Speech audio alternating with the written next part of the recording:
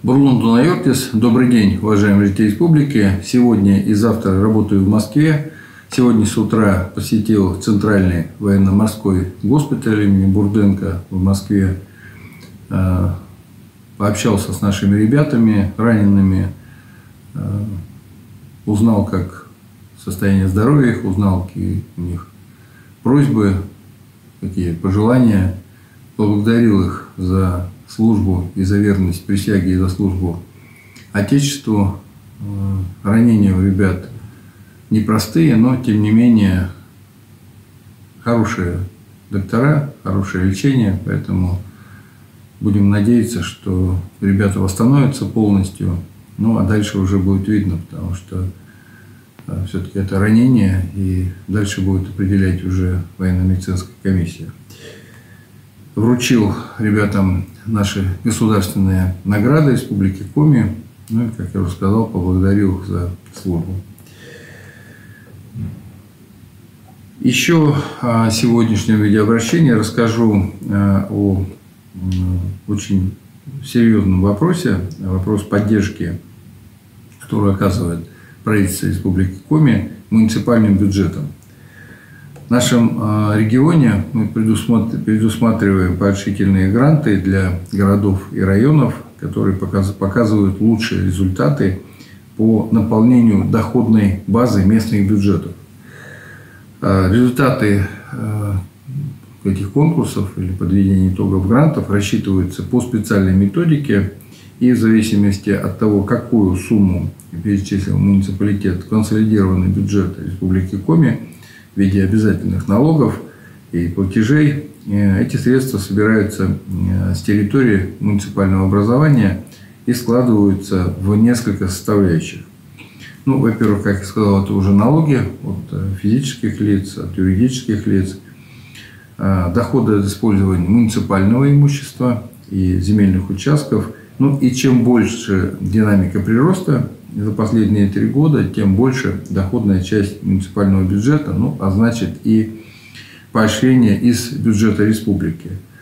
Мера эта поддержана призывать увеличивать заинтересованность городов и районов в наполнении доходной части бюджетов муниципалитетов.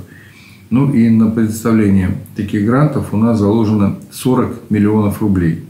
В этом году, по результатам оценки, лидерами признаны 5 муниципальных образований. Каркировский район получает грант на сумму 12 миллионов рублей. Прилузье получает 10 миллионов рублей. Городской округ Инта 8 миллионов рублей.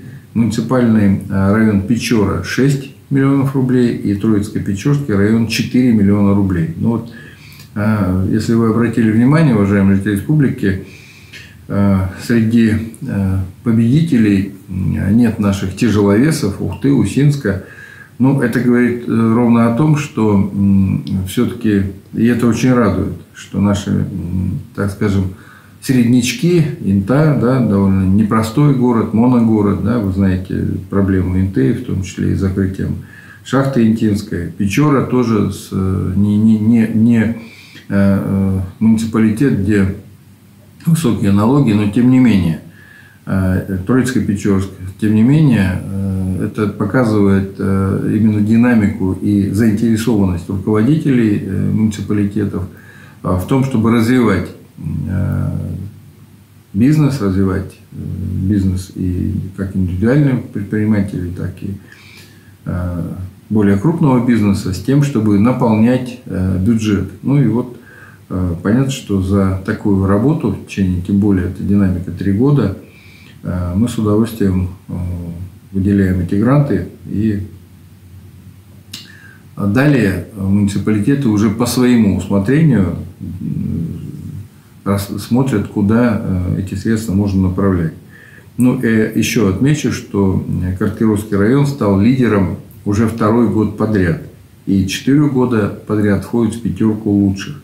Ну и также следует отметить, что по итогам первого полугодия 2022 года ситуация с исполнением местных бюджетов достаточно устойчивая. Это очень важно, потому что мы живем в непростое время, время санкций, время сложных решений у бизнеса, но тем не менее большинство муниципалитетов показывают положительную динамику по собственным доходам. Это очень хорошо. И, с одной стороны, да, хорошо, с другой стороны, это огромная работа. Также напомню, что правительство Республики Коми помогает снизить долговую нагрузку муниципалитетов. В июне этого года был привлечен бюджетный кредит из федерального бюджета на сумму 3 миллиарда 352 миллиона 600 тысяч рублей. И практически почти половина, это 1 миллиард 264 миллиона 400 тысяч рублей, мы направили на погашение долгов муниципалитетов, как раз срок погашения которых истекал до конца 2022 года, для того, чтобы не позволить создавать проблему в бюджетах муниципалитетов. Мы такое решение приняли, и оно абсолютно оправданное, потому что муниципалитеты должны быть защищены, что, в общем, мы, как правительство республики, и делаем. Также бюджетный кредит, бюджетный кредит, который, я сказал, был выдан под очень низкую ставку при сегодняшней ситуации, 0,1%, то есть это практически ничего, это практически нулевая ставка. И, кроме того, правительство Республики Коми предоставило муниципальным образованиям рассрочку по бюджетным кредитам, которые необходимо было выплатить до конца этого года сроком на 1 год. То есть мы, кроме того, что дали средства, мы еще и предоставили рассрочку. И в 2022 году за счет этих действий со стороны правительства высвободилось порядка 54 миллионов рублей. Это те средства, которые должны были быть просто уплачены в виде процентов за более высокие кредиты коммерческие. И тоже эти деньги идут на первоочередные нужды муниципалитетов. И еще напоминаю, что в июне этого года по моему настоянию и при поддержке и нашего Госсовета мы с 2023 года все отчисления по упрощенной системе налогообложения будут оставаться в бюджетах муниципалитетов. А это без малого миллиард.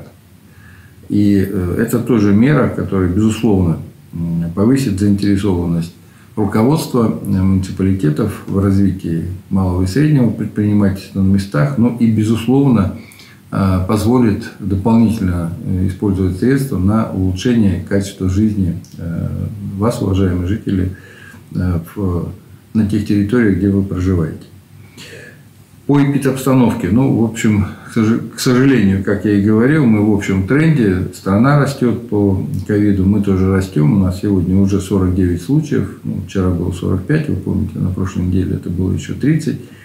То есть мы, к сожалению, тут идем в общем тренде. Это не очень хорошо, потому что у нас на носу праздник, и, конечно, нам нужно его провести, этот праздник, мы к нему очень готовимся, я вам о нем рассказывал, и, конечно, нам нужно удержаться, чтобы не свалиться в такую уже повальную эпидемию перед праздником.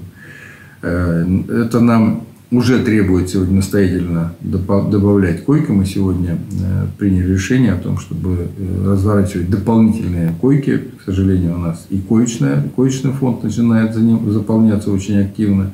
Если еще в пятницу у нас было на прошлой неделе 37 занятых коек при 74 развернутых, то сегодня их уже 65 занятых. Это говорит о том, что кроме того, что нарастает количество заболевших, еще и нарастает, к сожалению, тяжесть заболевания, потому что это уже не амбулаторные случаи. Все это говорит только о том, что мы должны все-таки сохранять меры предосторожности, и снова я о них напоминаю. И, конечно, вакцинироваться, потому что время уходит, мы опять выходим на повышенный уровень заболеваемости, и просто может наступить момент, когда уже прививаться будет не нужно, потому что начнется там рост заболеваемости. Поэтому, уважаемые жители республики, снова и снова напоминаю о том, что у нас открыты пункты вакцинации, вакцины достаточно, поэтому в обязательном порядке еще раз посмотрите свои паспорта прививочные, когда вы вакцинировались, если подошел срок ревакцинации, это полгода и более, то нужно ревакцинироваться. На этом у меня сегодня вся информация. Всего вам самого доброго. Берегите друг друга. До следующей встречи.